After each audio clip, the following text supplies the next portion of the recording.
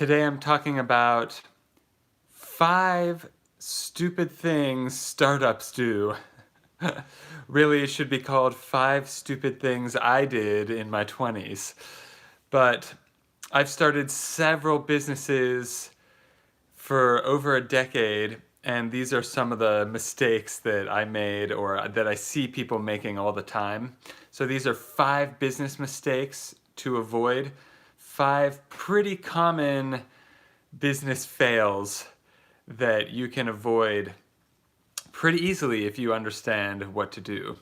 So most of these I learned the hard way, and if there's something I don't mention in the video, make sure to comment below if I left anything out. Do you have your own business, or are you thinking about starting a business? Let me know some of the mistakes you made, especially in the first year or first 5 years. So, like I was saying, I've started over 10 businesses in the last 10 years. Some of them succeeded, some of them failed. So I learned quite a lot. Of course, when you do find something that succeeds, you want to double down on that. And when you find something that fails, you want to quit doing it right away as soon as possible. So you have to be analytical, or someone in the company needs to be analytical to figure that kind of stuff out. So let's get into it. Let's start with number 1. Number 1 of the 5 biggest mistakes, or the worst mistakes, small businesses make or startup businesses make. Number 1 is that they don't research enough, and I'm going to be specific about this. Market research specifically. What most people do, they get a really good idea and then they go, oh wow, that should be, and I've done a lot of these things too, so no judgment. But they get a really good idea and think, oh wow, people would love that. That would be a good business idea. And then they just start making it. They start doing the business. Maybe they put money into it. Maybe they just put a lot of time and effort into it. But time is more valuable than money in many instances. So you don't want to spend a ton of time or money on something before researching it. Spend a lot of time researching. That's the way to save your time later. So I've heard Dan Pena say, his mentor said, the more you inspect, the less you invest. So you can save a lot of money by researching and investigating. The more you investigate, the less you invest. That was the proper quote. So investigate more and more, because you might find a red flag that makes you think, ooh, I don't want to do this anymore. And before you spend a bunch of money on it, that's when you want. It's okay to find out if it's bad. It's okay to walk away. And you need to be prepared to walk away from an idea, and don't just get so stubbornly set on your idea without researching, are other people gonna pay for it, or is it gonna be worthwhile? And you know, some young people do this, some old people do this too. So investigate is gonna save you time and money later. And a lot of people have learned this the hard way. So next, number 2 of the biggest mistakes I see a lot is partnering with family and or friends. This is a rookie move. Yeah, it can work. It's not 100% guaranteed to fail.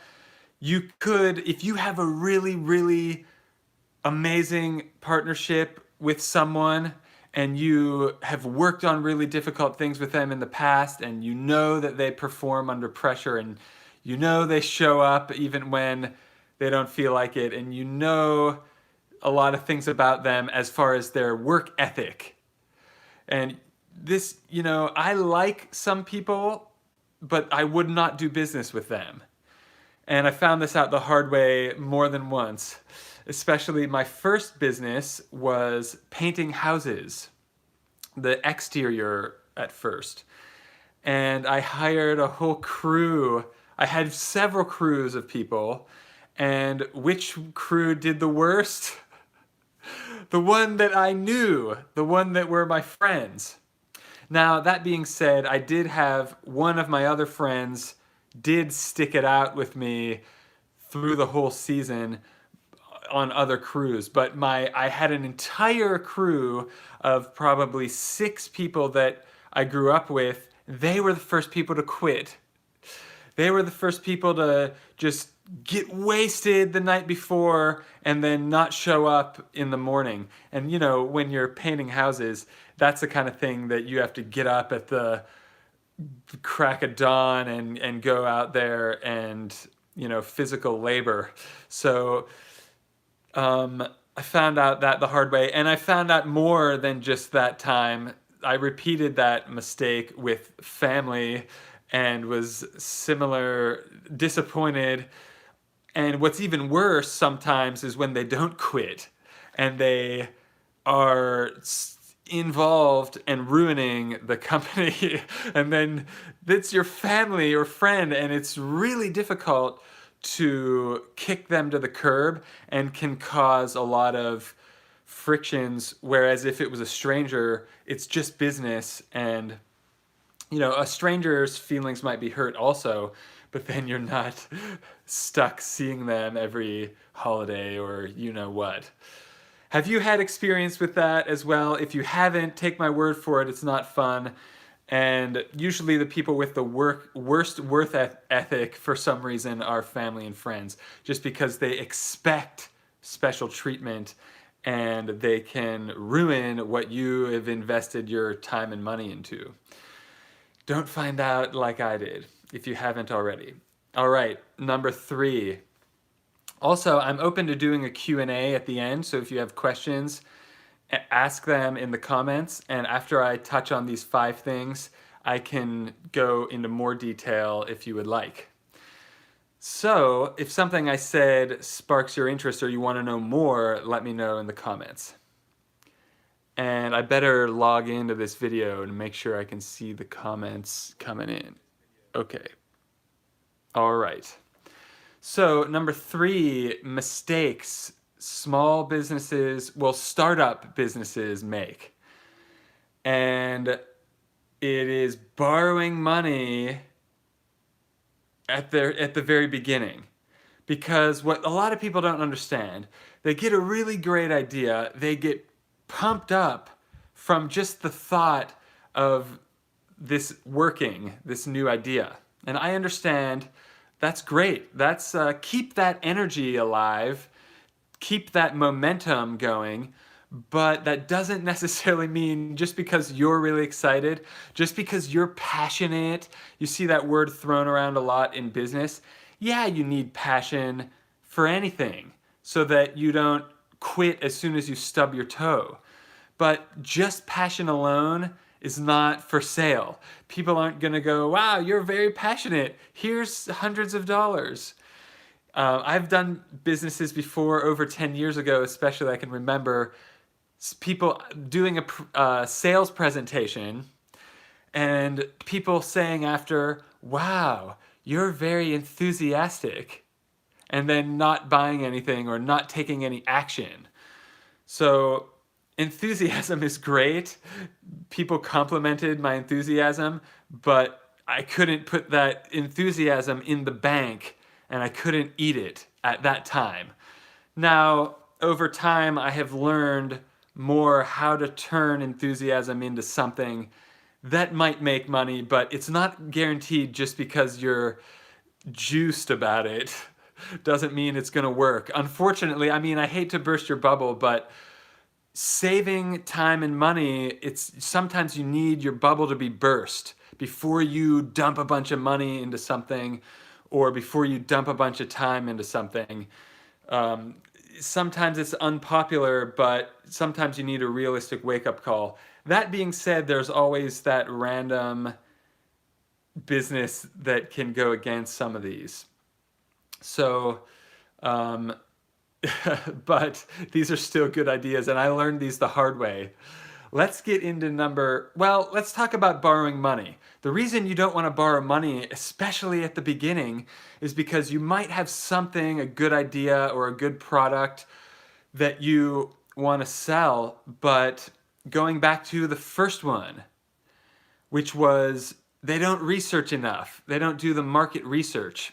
And I'll go a little deeper into that.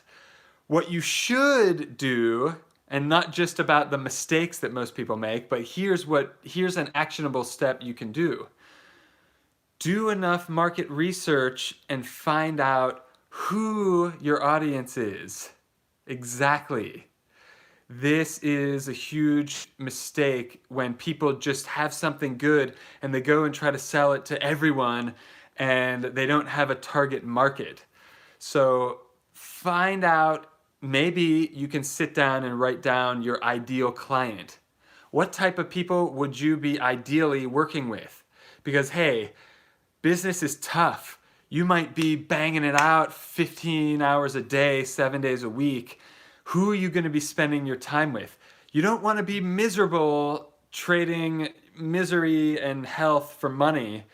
You want to be ideally working with the type of people that are going to benefit and be happy with what you have, and there's going to be a mutual exchange where your clients are so excited and thankful. Ideally, your clients are thankful for what you've got going on, and they're happy to pay money for it. That's the ideal situation. So who would you ideally be working with? And start there and figure out what these people need and what they want. What they need and what they want, because sometimes they don't want what they need. Sometimes you have what they need, you know they need it, but they're not willing to pay for it. So it's got to be something they want, not just need, and must solve a problem for them. And ideally, they should be really excited about your product that, wow, this really solves my problem. Thank you so much. And can I buy more?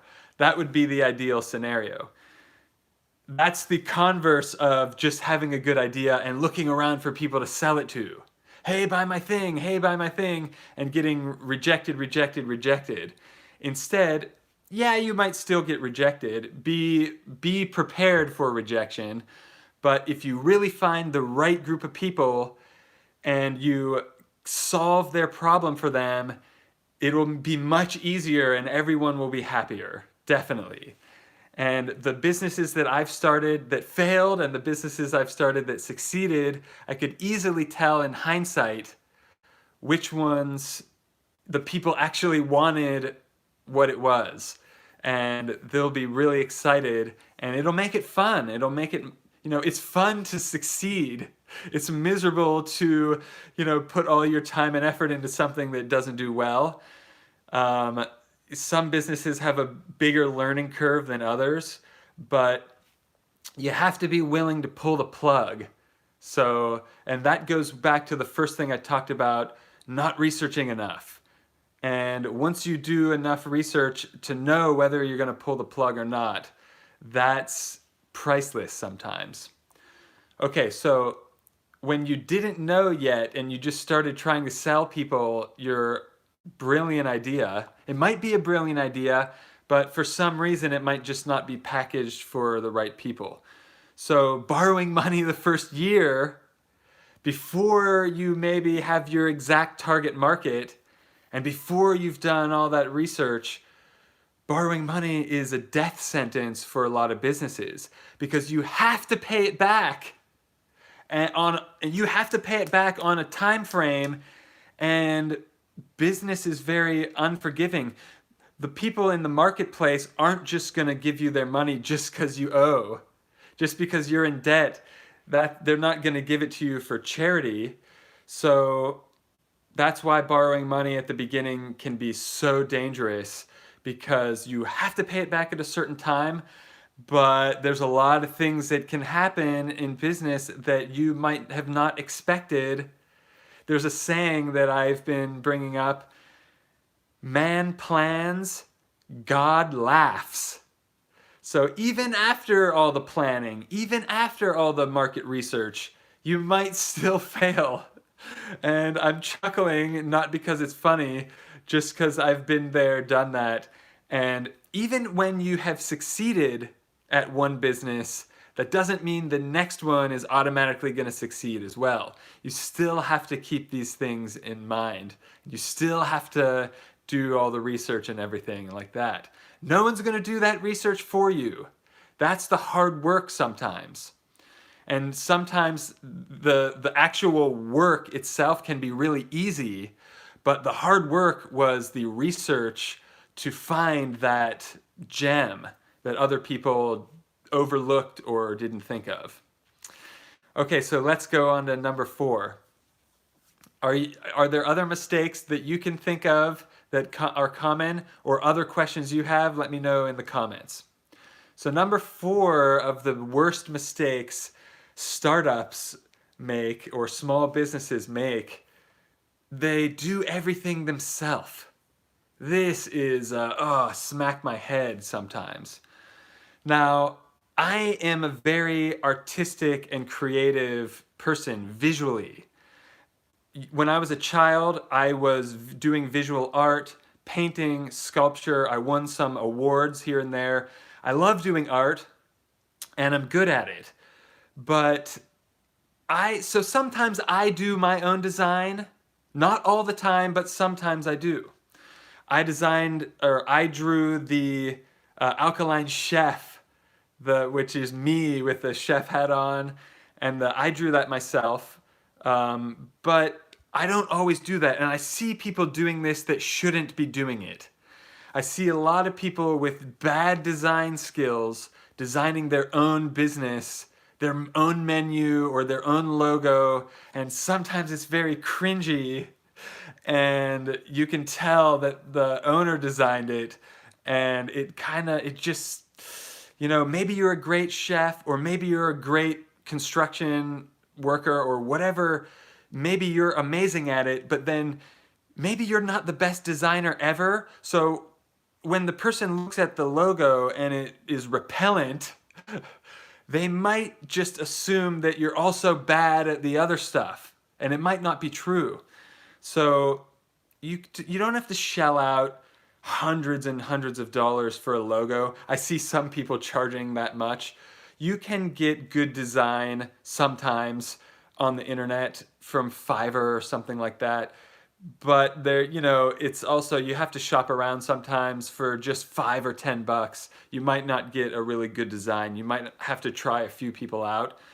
Once you find a really good designer, though, that is fairly priced, keep them close and bring them more work. And, hopefully they'll be happy working with you, and they can keep the branding consistent. Now, I could talk about branding a lot. I'm interested in that kind of thing, but that could be a whole other video. However, the branding should be consistent. On everything the person sees, it should be the same color or the same logo. It should stand up so that they can recognize it. And once they've seen it from a psychological perspective, once they've seen it 30, 40, 50 times, then they're going to be remembering your name, remembering your color, remembering your logo. So that can play into your favor later. But I do see some small business owners designing their own stuff sometimes, and it makes me want to run away. Not everyone is qualified to do that. So ask people. Maybe if you designed your own logo, ask 20 people, how does this look? How does this look? Be honest. Ask them to be honest. Tell them if it's bad to tell you. It's never good to stroke your ego in business and then find out the hard way later when no one buys anything from you. It's better to know the hard truth at the beginning. Trust me. I know, early in my 20s especially, I didn't want any bad news or anything like that, but now I want the bad news now. I want the bad news so that I can tweak my plan or maybe quit. So, I'm not a quitter, but sometimes it's good to quit. If something's not working, find another way. And if it's absolutely not working year after year, quit. And, some people hang on too long. Some people quit too easily. I'm typically the type that hangs on way too long. So for me, sometimes it's a good idea to quit something. But for other people that quit everything, maybe they need to hang on longer to at least give it a chance. At least give the experiment a chance to find out. Because you need data. You need as much info as you can. And you need to keep tweaking it to make it better. Ideally. So doing everything yourself, it's not just about designing the logo. I was just using that as an example. This can apply to so many different parts of the business. Maybe you aren't the best one to do the customer service, so hire someone else to do it.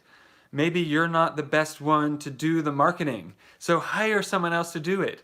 I'm good at marketing because I studied psychology and I'm an artist. So that's pretty much, psychology, marketing is pretty much psychology. It's very related. It's very related. How to get someone to think or feel a certain way. Marketing, you want people to look at your project and feel good about it. That's marketing. And if it's the right people and a great deal, a good offer, then they'll happily give you money. Maybe you're not a good salesperson. Maybe you have to bring in someone who's specialized in sales. And you could potentially pay them commission so that you don't have to pay them until they brought in the result. And that can be a good scenario for both people depending on the opportunity. Okay, so here is the number 5. Number 5 worst mistake. And also comment below if there's some that I missed, or if you have questions, and I'll do a Q&A after this last number 5. Number 5 worst mistake I see people doing in startups, in new businesses, small businesses, is that they have too small of profit margins. I can think of people that I know, people that I've worked on their marketing. Restaurants can be pretty brutal in this way. The profit margins are so small, and you have to pay for the rent, you have to pay the employees, and then what's left? Hopefully there's something left, and a lot of time the owners are just not making any money, and their employees are making more than them. So I've had that happen before. And at the beginning of any project, sometimes you do need to pay with either your time, your effort, or your money, or all three, and you might not get anything back. That's the risk. You have to figure out your risk tolerance and how long are you willing to do this before breaking even. You should know this before you go into it, because it might be years for certain projects. It might be weeks or months for others. It might be days if you're really lucky and have a really good thing that's ready for the marketplace that wants it, like I keep saying. You'll know if it's a good idea because the people will buy it. They vote with their dollars. If people aren't buying it, but they're just telling you, oh, that's a good idea, but they're not paying, then it's not really a good idea. It's just they're being nice to you and blowing smoke up your you-know-what. But when it comes down to it, the hard truth needs to be, is this going to be sustainable? And small profit margins are killing a lot of business ideas. So how much is one thing going to make? First of all, the profit percentage should be at least 20%. Or it's not even worth rolling out of bed for. In a lot of cases. 30% would be better. 40% would be better. 50% or more, now you're talking. 80%, the more the better. So there's the percentage, but then there's also the dollar amount. So it's not always about the percentage. It's the dollar amount sometimes. If if it cost a few cents and you're making a couple bucks and that's an 80% profit, but it's only $2, how many do you have to sell per day to eat, to pay your own rent? You'd have to sell a lot of things for $2 to make thousands of dollars. So you would either have to sell them in bulk to a buyer, like a big buyer, or find someone that needs a lot of what you have and sell them all at once to them. But if you're trying to sell a $2 thing to this person, a $2 thing to that person, or maybe it's a $20 thing, but you're only making $5 off of it, then you have to, every sale's making you $5. How many sales do you need per day to even stay afloat? And this is stuff to think about before doing the business so that you don't find out in the middle of it like I have several times. So profit margin is big, not only the percentage, but the dollar amount.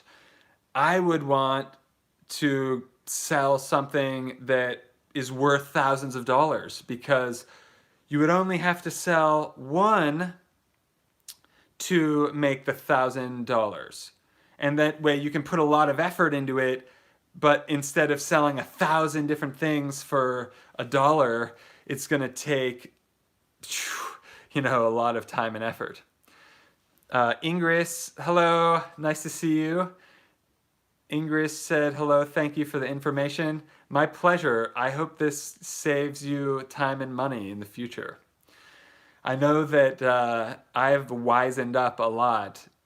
I've failed many times, but I've also succeeded several times. So by now, I know enough now to know that it's going to be really difficult, more than you expect. And people are going to try to sabotage you. That's always another thing. Competitors. But if you're good enough and unique enough, you don't have to worry about the competitors. If you're creative, or if someone on your team is creative. Remember I said don't do everything yourself? That means make a team. But a good team, don't just make a team for the sake of making a team. I've done that too. I've been really just excited to recruit people and recruited a bunch of people that didn't do anything and just sapped all my time and effort off of me. They just wanted in on it with me, but they weren't willing to work like I was willing to.